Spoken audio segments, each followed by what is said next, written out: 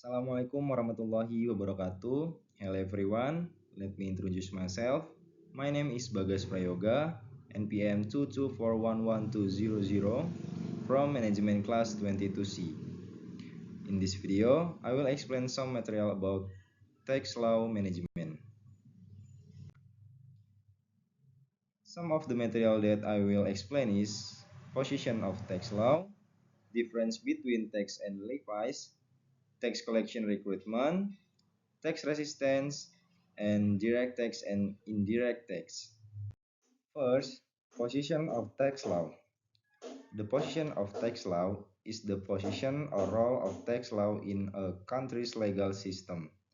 Tax law is an integral part of public law, which regulates the relationship between the state, or in this case the government as tax collector, and citizens.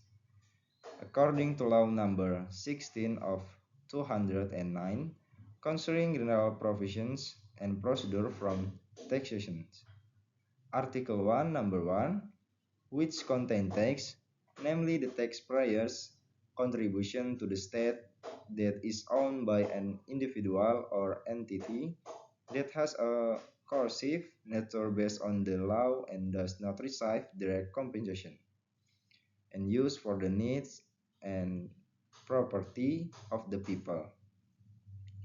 Tax law is part of public law. Tax law in Indonesia adheres to the imperative. This means that implementations of tax collection cannot be postponed. When an objection is submitted to tax by taxpayers who has been determined by the government before this decision from the Director General of Tax regarding the objection being accepted. The taxpayer also needs to first pay the tax according to what has been determined. Next, difference between taxes and retribution. Definition taxes. Taxes are mandatory contribution paid by citizens to the state. Tax payment do not receive direct and concrete rewards from the state. Purpose. Tax revenues are used to finance general state expenditure, such as infrastructure development, public service, and community welfare. Characteristic: compulsory and coercive, meaning that every citizen who meets the requirement is obligated to pay taxes. Legal basic: rules regarding taxes are regulated in laws that apply nationally. Example: income tax, value add tax, land and building tax. And next, definition from retribution. Levy is a payment made by a person or a legal entity to government for certain service or permits that have been obtained. Purpose: levy revenue is used to finance the provision of certain service or service provided by the government. Characteristic: not completely mandatory, but if you want to get this service or permit, a fee must be paid. Legal basis. Rules regarding levies are regulated in regional regulation or government regulation. Example: parking levies, building permit levies, population administration service levies. And next, tax collection recruitment. Number 1, judicial requirements.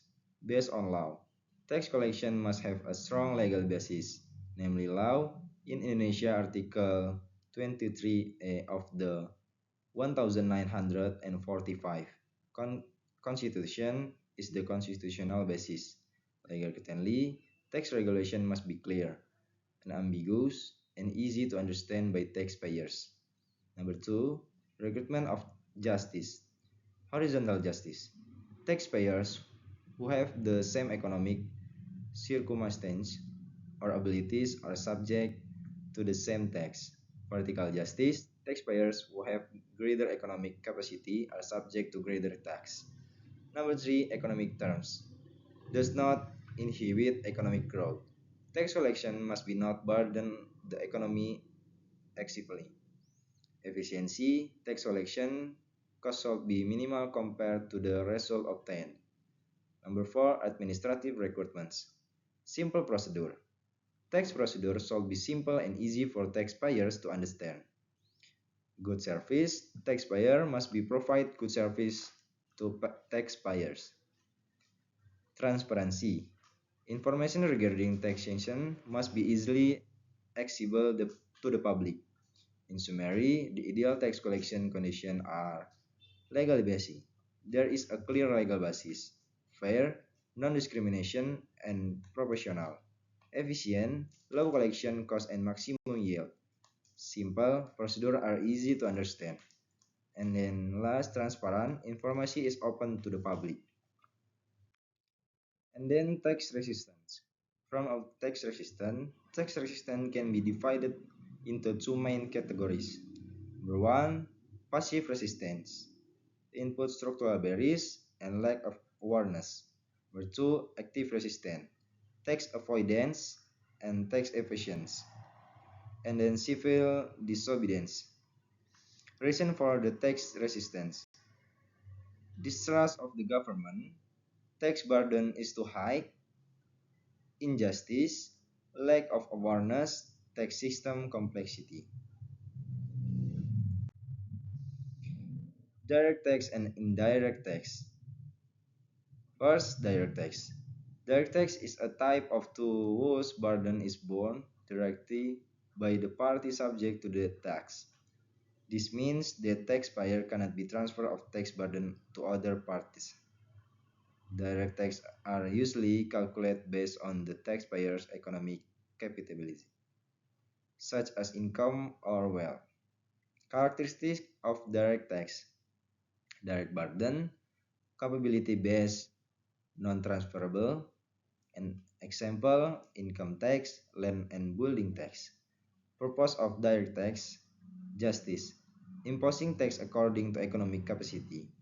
Stability, provides relatively stable income for the country. Stimulating growth, can be used as a fiscal policy instrument to stimulate economic growth. And then indirect tax. Indirect tax is a type of tax whose burden can be transferred to another part. Usually, this tax is imposed on goods or service consumed. Taxpayer who pay this tax for the first time can transfer the tax burden to final consumer through the selling price. Characteristic in indirect tax: burden can be saved, consumption based, and an example, value add tax, sales tax on luxury goods. Objective of indirect tax: state income is a fairly large source of income for the state. Controlling consumption can be used to control people's consumption of certain goods. Protecting protecting domestic industry can be used to protect domestic product from competition from import product. And then conclusions. This explanatory explanation has discussed various important aspects regarding taxation, starting from the legal position of tax, difference between tax and levies, tax collection condition, tax resistance, tax direct tax and indirect tax. We have learned the tax are not just an obligation, but are also important instrument in realizing social welfare.